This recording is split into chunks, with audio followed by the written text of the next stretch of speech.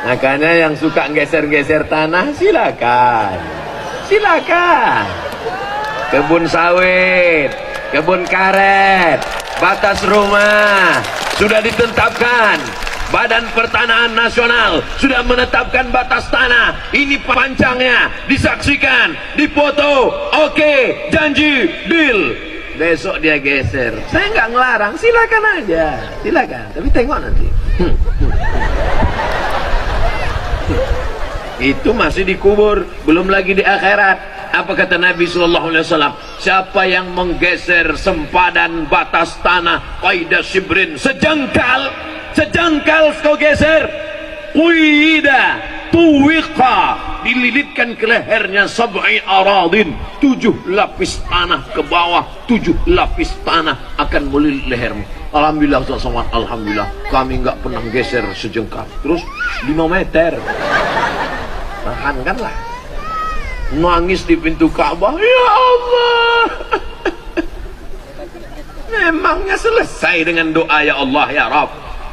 Labbaik Allahumma labbaik, labbaik la syarika laka labbaik, innal hamda wan ni'mata laka wal mulk. Apa kata malaikat? La labbaik wa la sa'daik. Kau tak dapat haji mabrur, hajimu haji mabur, karena kau berangkat dengan uang haram, menggeser-geser tanah. Kok Ustaz tiba-tiba ingat tanah? Makanya jangan saya disuruh ceramah dekat tanah. Saudara yang dimuliakan Allah Subhanahu wa taala, maka penggali kubur, pemandi jenazah, saya banyak cerita dengan mereka. Ustaz Somad, ada kami memandikan jenazahnya bau, padahal dulu orang kaya, parfum minyak wanginya banyak. Kenapa? Begitulah Allah menunjukkan di dunia sudah ada, apalagi nanti di akhirat. Mudah-mudahan kitanya selamat, kita yang hadir nih husnul khotimah semuanya. Jangan aniaya orang, jangan zolimi orang.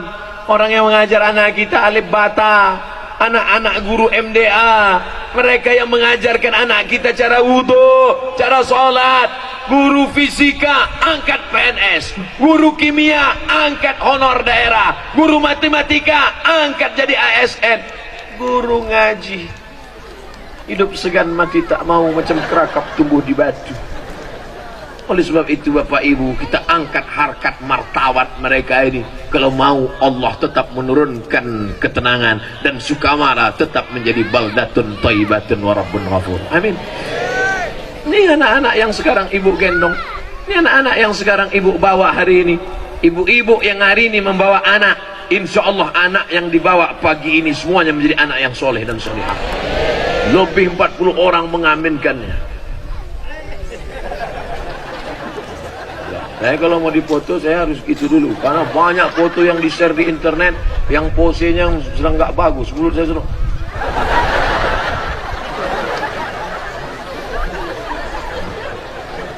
Sampai mana tadi? Hilang pula bahaya. Anak-anak yang digendong hari ini, lihatlah bagaimana usaha sih. Bapak enak aja dengar ceramah. Ibu yang di sebelah mendiamkan anak. Nangis anak, tenang ya nak. Nangis anak, masuknya ke dalam. Tak juga diam, kasih keripik. Tak juga diam, masukkan cendol.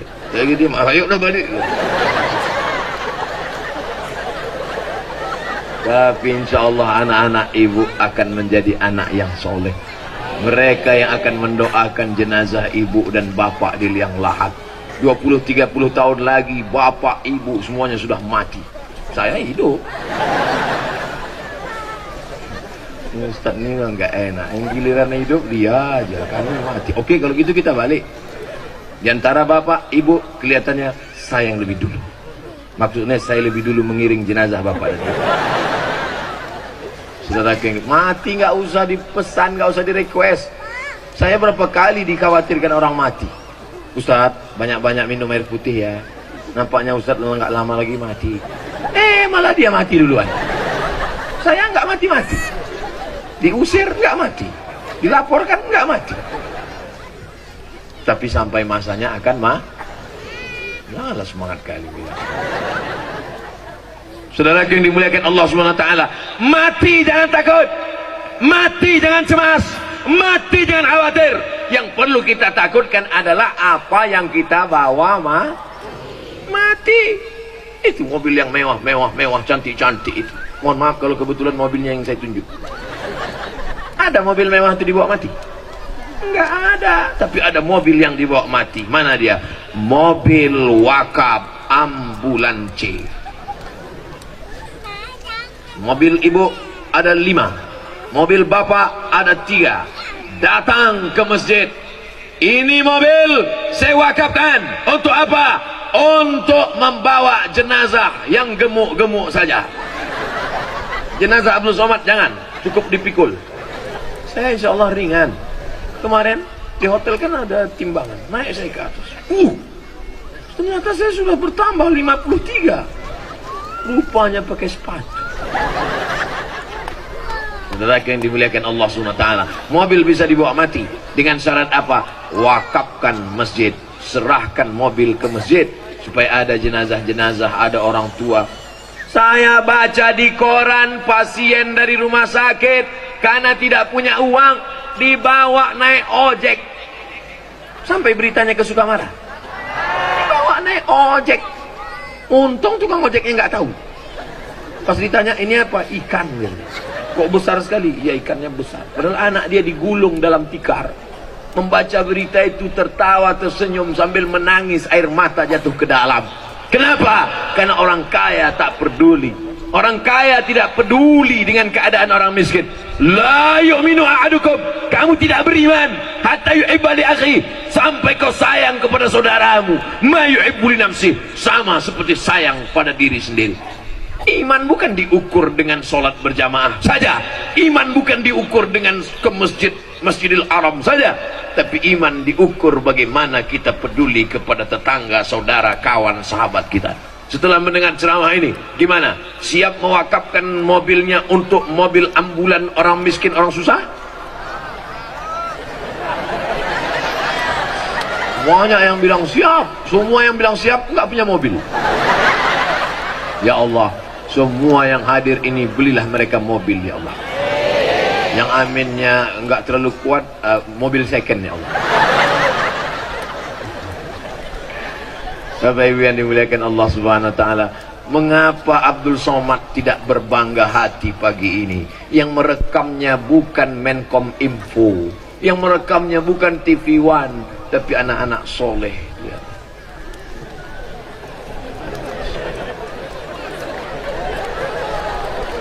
Diajaknya kawan, bro, kita sedang disorotnya. Di tempat lain anak sebesar itu sedang cabut di tepi sungai mabuk lem kambing. Di tempat lain anak sebesar itu sedang cabut main game online PlayStation di warnet, nembak musuh nggak mati-mati. Di tempat lain anak sebesar itu kemana dia hilang?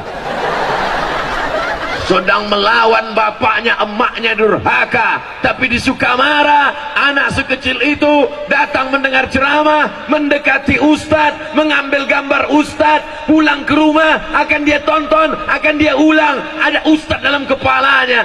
Mereka lah yang akan mewarisi dunia menjadi pemimpin Sukamara 20-30 tahun akan datang. Abdul Somad mati dimakan cacing tanah, enggak apa-apa. Abdul Somad mati ditelan zaman, enggak apa-apa. Tapi ajaran pengajian, sedihkah Abdul Somad meninggalkan dunia? Tidak, karena ada 1000 Abdul Somad lahir di Sukamara. Ini anak kecil, anak kecil pakai jilbab, pakai jilbab. Di tempat lain sudah mau mati nggak pakai jilbab, sudah tua, leher sudah macam leher onta, tetap juga nggak pakai jilbab. Lipstick dipasang di atas, turun ke bawah. Begitu tuh. Celak dipasang ke sini, luntur. Macam film Joker. Masih juga pakai lipstick. Tapi di Sukamara anak-anak kecil dipasangkan jilbab. Anak kecil jilbabnya panjang, yang nampak hanya wajah dan tangan. Inilah negeri baldatun thayyibatun wa rabbun ghafur. Tapi dengan syarat dan ketentuan berlaku. Ramaikan masjid dengan sholat Suami-suami, laki-laki, kalau memang kalian gagah perkasa, laki-laki yang laki-laki sejati, bukan yang badannya berotot, tegap, kumis melintang, tatu kanan dan kiri. Laki-laki yang gagah perkasa, bukan laki-laki yang bininya 4 dan 5. Laki-laki yang gagah perkasa adalah laki-laki yang sholat berjamaah. Ini anak-anak gadisku, jangan sampai nanti kalian digoda sama laki-laki. Apa kata mereka? Lautan kan kuseberangi, bukit kan kudaki, Masjid Agung kulewati. Apa itu? Kalau memang kau jantan perkasa, datang kau ke masjid, sholat berjamaah. Betul? Ibu, jangan terima calon menantu yang tak sholat. Jangan terima calon menantu yang tak sholat. Jangan terima calon menantu tidak sholat. 3 kali ku ulang. Setuju? Awas kalau kalian terima laki-laki sakau. Ya Allah, ibu-ibu ini, kasihlah mereka menantu yang soleh-soleh. Di mana mereka? Tidak jauh dari ibu. Ini kan. Yang senyum yang lajang aja. Ini anak udah 5 senyum. Ibu, calon menantu ibu di sini. Kok masih lajang?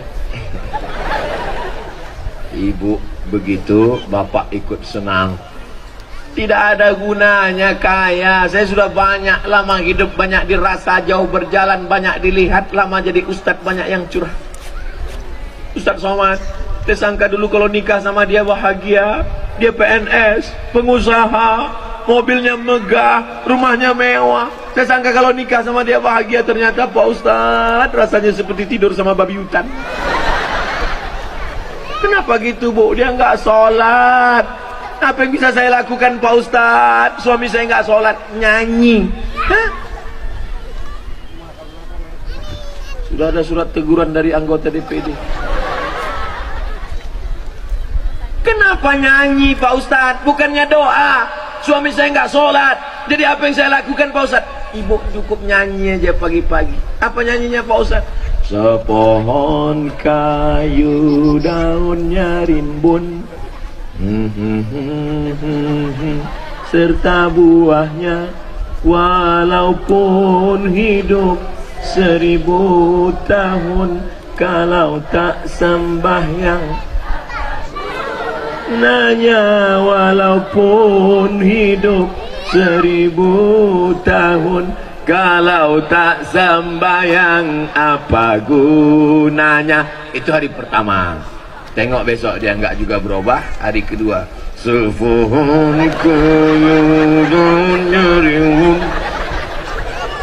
Hari ketiga, ini nampak mukanya. Sepohon. Jangan, itu terlalu keras. Ibu tetap lembut. Berapa banyak laki-laki yang hatinya keras tapi menjadi lembut karena kelembutan hati dan doa ibu. Kita doakan suami-suami ibu yang belum sholat supaya sholat. Banyak juga ternyata. Ustaz Somad ceramahnya hanya sampai jam 7.30 karena pesawat tidak mau menunggu Ustaz. Pramugari sudah siap-siap meminta foto. Jadi saya jawab pertanyaan-pertanyaan. Apalah kesimpulan ceramah Ustaz tadi?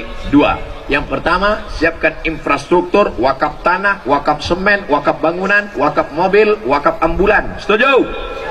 Yang kedua, setelah infrastrukturnya siap, maka dirikan sholat berjamaah di dalam, angkat imamnya, kasih gaji, buat fit and proper test, adakan lomba azan, angkatan lomba musabaqah imam, adakan lomba marhaban, lomba baca yasin, lomba, pokoknya lomba-lomba segala lomba. Siapa dewan jurinya? Abdul Somad akan datang jadi dewan juri. Bulan berapa? Bulan Mei. Kenapa mesti Mei? Maybe yes, maybe no.